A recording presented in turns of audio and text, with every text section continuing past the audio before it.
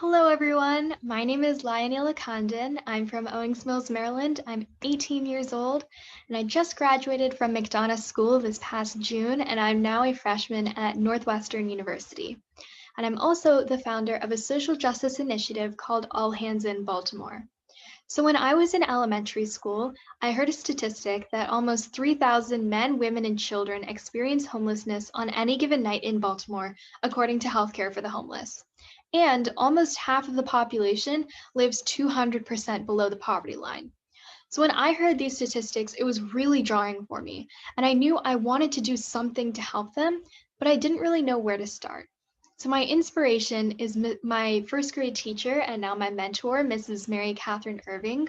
She's an incredibly selfless and empathetic role model in my life. And when I was in first grade, she taught my classmates and I what service means, what it means to give back. And since then, over the years, she's just continued to inspire me to do whatever I can to give back to my community. So I decided I wanted to start a project with Mrs. Irving as my mentor to help the homeless in Baltimore. But first, I needed funding. So I researched online for organizations and I found the Karma for Cara Foundation. I first applied in 2015 and I was able to easily find the application on the website, type out my responses to the questions, and I submitted it.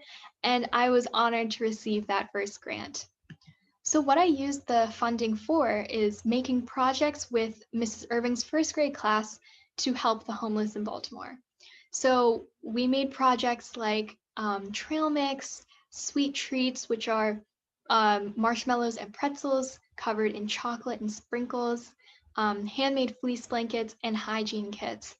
And over the years, I was fortunate enough to receive 5 grants from Karma for Cara over the 5 years that I worked with them. I matured with my projects, and the projects really flourished over time.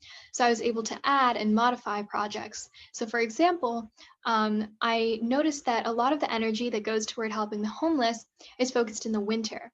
And of course, they do need help in the winter. It gets very, very cold here.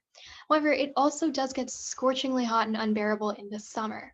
So I decided to run a drive in my school for gently used bags and backpacks, which I then filled with summer essentials and distributed to the men and women in the summer because that was really important.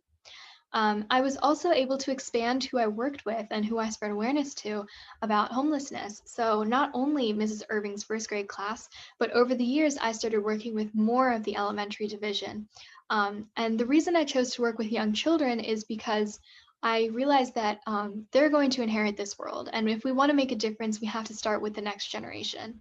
And also, if we teach them service while they're young, it becomes a part of them as they grow up. And that's really important to me to be able to empower the next generation. And I also was able to include my middle and high school friends in some of the projects as well, just to raise awareness of the plight of homelessness. And the second part of my projects was delivering the items to the men and women living on the streets of Baltimore. And these were really touching and moving experiences for me. I learned their names and their stories, and I learned to not judge why they're on the streets, but just to recognize that it's my civic and humanitarian duty to help them. And I've had some really funny and interesting conversations with them. I know what type of food they like, I know where to find them. I've really developed some special relationships with the men and women. And the whole experience has been truly rewarding in a way I didn't think was possible. So, my impact, I have been able to raise over $12,500 to help the homeless. I've delivered over 200 handmade fleece blankets, 1,000 bags of trail mix and sweet treats, and hundreds of hygiene kits and backpacks filled with summer essentials. I've also been able to directly help over 1,300 people, and I've also been able to spread awareness to my entire school. So, not just the elementary division that I work with, but also through speaking at assemblies and running drives in the middle and high school, I was able to spread awareness of homelessness to them as well. And I've also noticed in the past few years, some of the children who were in Mrs. Irving's first grade class a few years ago have started their own initiatives to help the homeless or to give back to their community in their own unique ways, which has been really inspiring for me to see. And lastly, I am passing on this project to the next generation.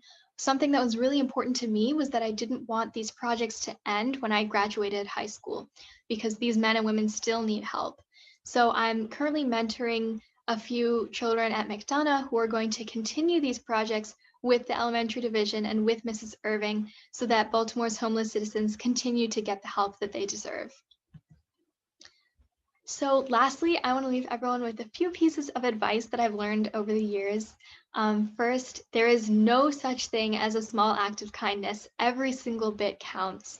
Often when I'm delivering items to the men and women, they might not need or want the items that I have, but they just want to talk to me. We just have random conversations, and just showing them that I care about them and that I want to hear what they have to say can mean the world to them, and it can be the reason they make it through another day.